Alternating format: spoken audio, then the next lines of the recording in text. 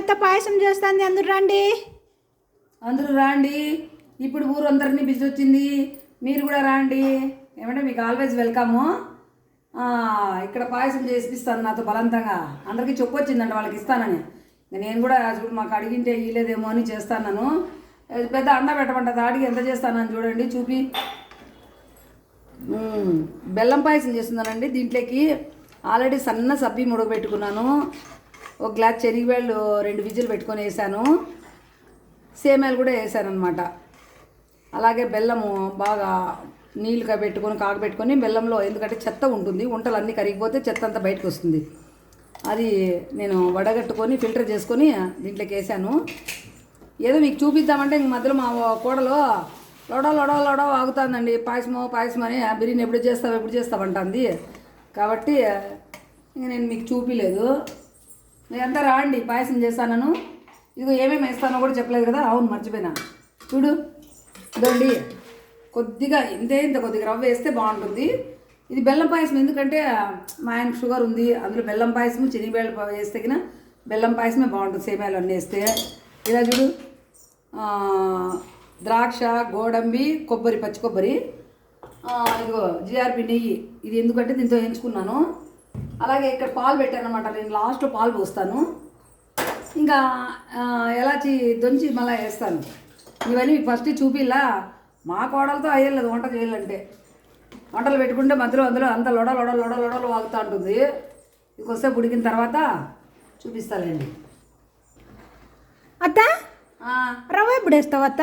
వేస్తానమ్మా తల్లి. ఇద్దో ఇప్పుడు వేస్తాను. కొద్దిగా ఉడికినాయి కదా ఇవి. కొంచెం ఇట్లా చిన్నగా వేసుకొని బాగా ఇట్లా నీట్గా కొద్దిసేపు, ఎందుకంటే రవ్వ కదా, బొంబాయి రవ్వ కాబట్టి కొంచెంసేపు అట్లా తీది ఇలా బాగా ఉడకబెట్టేస్తే మళ్ళీ పాలు, కొబ్బరి, నువ్వు ఎలా దంచుపో అత్త.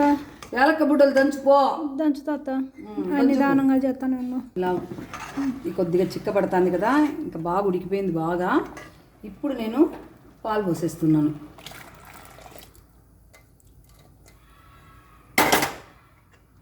చూడండి, ఇలా పాలు పోసేస్తే ఇప్పుడు ఏం చేస్తాను తెలుసా, ద్రాక్ష, గోడంబి, కొబ్బరి మొత్తం ఇలా వేసేస్తా. చాలా సూపర్గా ఉంటుంది. బెల్లం పాయసము చేసుకోండి, చాలా బాగుంటుంది. అవును కదా, మీరంతా రమ్మని పిలిచినాను కదా. అవును, సారీ.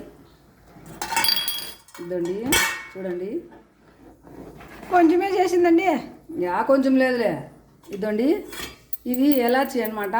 దంచలేం కాబట్టి చక్కెర కొద్దిగా వేసి మిక్సీకి వేసేసినాం.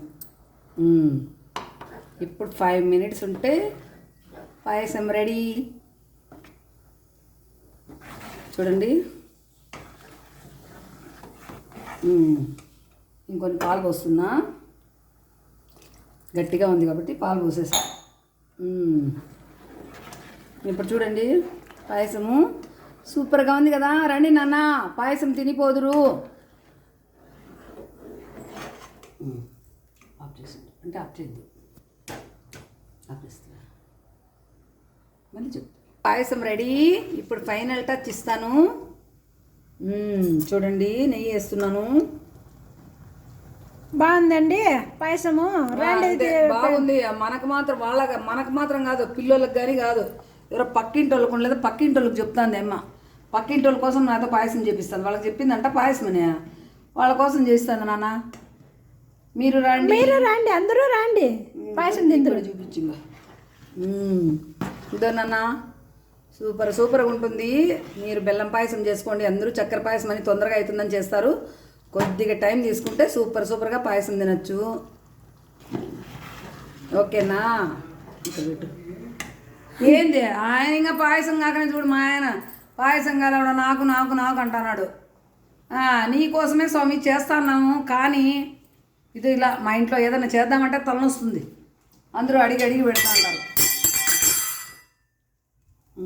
సరే, రెడీ అయిపోయింది నాన్న, ఇంక అందరూ రండి. ఏమో కప్పుల్లేక ఫస్ట్ ఎవరికో ఇచ్చేస్తుందంట.